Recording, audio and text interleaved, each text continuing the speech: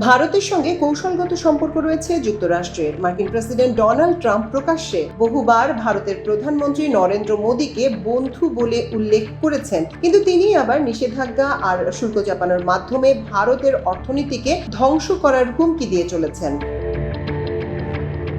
এ মাসের মাঝামাঝি ভারতের অর্থনীতিকে ক্ষতিগ্রস্ত করতে 100% শুল্ক চাপানোর হুমকি দেন ট্রাম্প। তবে সেখানে অবশ্য সরাসরি দিল্লির নাম উল্লেখ করেননি তিনি। পাশাপাশি ইউক্রেন রাশিয়া যুদ্ধে নিজেকে শান্তি দূত হিসেবে তুলে ধরার মরিয়া চেষ্টাও ছিল তার। ওয়াশিংটনের ওভাল অফিস থেকে হুঁশিয়ারির সুরে ট্রাম্প বলেন, 50 দিনের মধ্যে মস্কোকে শান্তি সমঝোতায় আসতে হবে, নইলে রাশিয়ার বাণিজ্যিক বন্ধুদের উপর 100% শুল্ক চাপাবে আমেরিকা।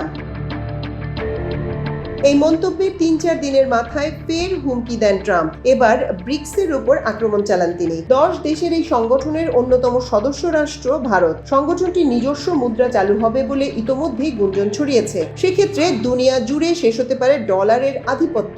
আর তাই হুঁশিয়ারি দিয়ে ট্রাম্প বলেন, এই ধরনের ন্যূনতম কোনো চেষ্টা করা হলে ব্রিক্সভুক্ত দেশগুলোকে অতিরিক্ত 10% শুল্কের মুখোমুখি করা হবে।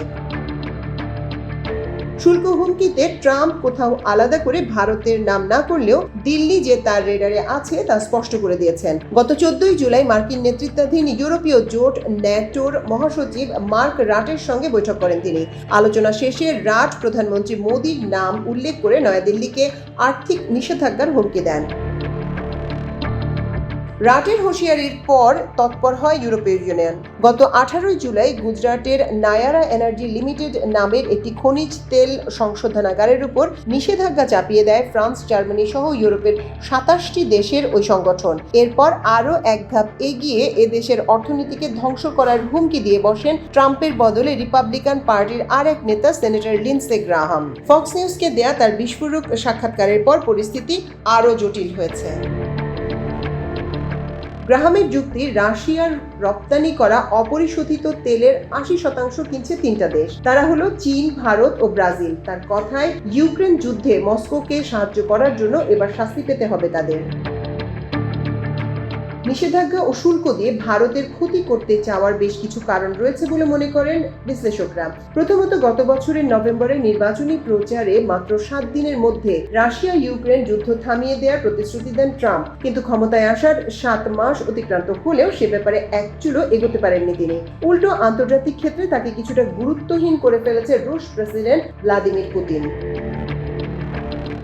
ইউক্রেন যুদ্ধ চলাকালীন গত 3.5 বছর ধরে চীন ও ভারতকে সস্তা দরে খনিজ তেল বিক্রি করে আসছে রাশিয়া। এতে লাভবান হয়েছে দুপক্ষই। নয়াদিল্লি আবার ওই তরল সোনাকে শোধন করে ইউরোপের বাজারে চড়া দামে বিক্রি করেছে। এগুলো ছাড়া ট্রাম্পের সবচেয়ে বড় ভয়ের জায়গা হলো ব্রিক্স। তাদের নতুন মুদ্রা বাজারে এলে মার্কিন ডলারের আসন টলে যাওয়ার আশঙ্কা রয়েছে।